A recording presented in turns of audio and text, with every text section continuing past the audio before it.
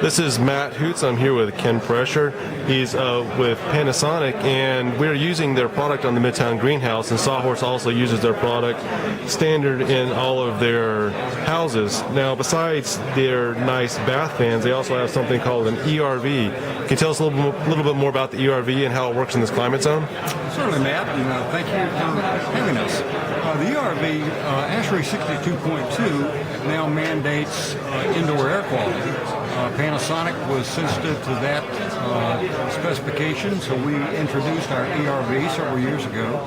The ERV stands for Energy Recovery Ventilation, and what it does is it exhausts a certain amount of air and brings in that same amount of air, so you have a balanced load. The problem with exhausting air is you create or have the ability to create with the building envelopes being tighter and tighter, negative static pressure. So it's important to balance the load. However, when you're exhausting air, one of the biggest concerns is I'm exhausting my conditioned air, whether it be cool air or warm air. Here in Atlanta, Georgia, we're probably more concerned with the cooler air.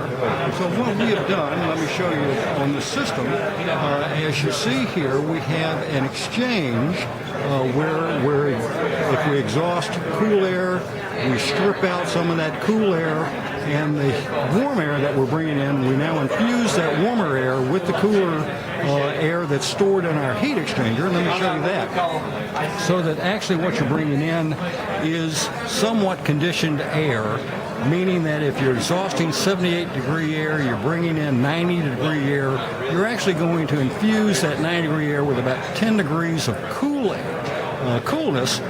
So you're actually only putting maybe 80-degree air back into the space. So now you only have to cool that outside air down to 4 or 6 degrees, depending on where your thermostat is. The benefit is you've exhausted some stale air, possibly some air that had some pollutants in it, gases, odors, what have you, in the air, and you've brought in fresh air into the space. Now, the way we do that is we have a unique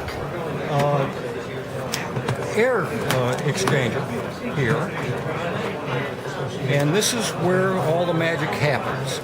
Air comes through here, it's stripped of its coolness or stripped of its heat, it's exhausted, and then what is brought in from the outside comes back through the exchanger, and as you see these little ribbons here, that's where it's thrown back out. It looks like a filter as well. Is that what, does that filter out the air, or is it another filter? We have a filter right here that we actually have two filters on this unit.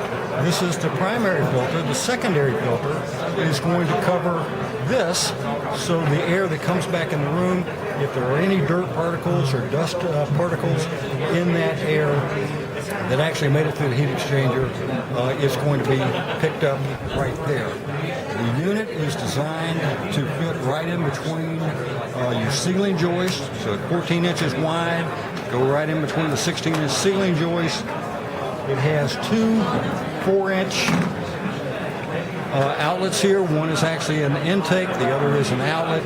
You simply run 4-inch venting to the side of your home. We have a concentric vent, so you tie both of those into the same vent, and what you'll see actually on the outside of the house looks a little bit larger than possibly a dryer vent kit. Okay. So it's a very, very clean installation, but this is a very simple and economical way to meet ASHRAE 62.2. Thank you very much, Ken, for that explanation of how this ERV works. And this looks like it's a very good option for the new concept called a passive house. It's a German concept brought here. It's a very energy efficient house, but also what they're trying to do is use ERVs to make sure that you do have fresh air inside the house. Thanks again, Matt.